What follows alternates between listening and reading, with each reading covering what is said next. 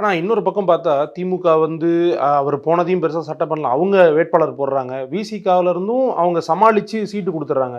திமுக சாணக்கியத்தனமா அவங்களுக்கான பாதையில போயிட்டே தானே சார் இருக்காங்க. இல்ல அவர்களுக்கு பாதையே இல்லையே முதல்ல. அவங்களுக்கு வெற்றி இருக்குல்ல இல்ல ஆனா.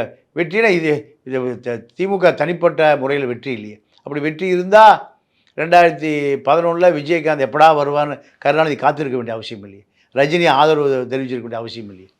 திமுக தன்னுடைய நிலையிலிருந்து விலகியதனுடைய விளைவு தான் ரஜினிகாந்த், கமலஹாசன், விஷாலு இப்படி அ க கடைசி கடைக்கோடி திரைப்பட நடிகர்களை வைத்து கரையேற்ற வேண்டிய அவசியம் வந்தது. விசிகா, வேல்முருகன், வைகோ எத்தனை கட்சி?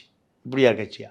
அ திமுக தனித்து நின்று நின்று ஜெயலலிதா தனித்து தான் 2011, 16 இப்படி 2 தேர்தல் இக்கட்டான தேர்தல். 16 தேர்தல் மக்கள் நல கூட்டணி திமுக. இதுக்கு நடுவுல தானே ஜெயலலிதா ஆட்சி புடிச்சது. 9% வாக்கு. அப்ப இந்த அ அரசியல் திமுகட்ட இல்லையே.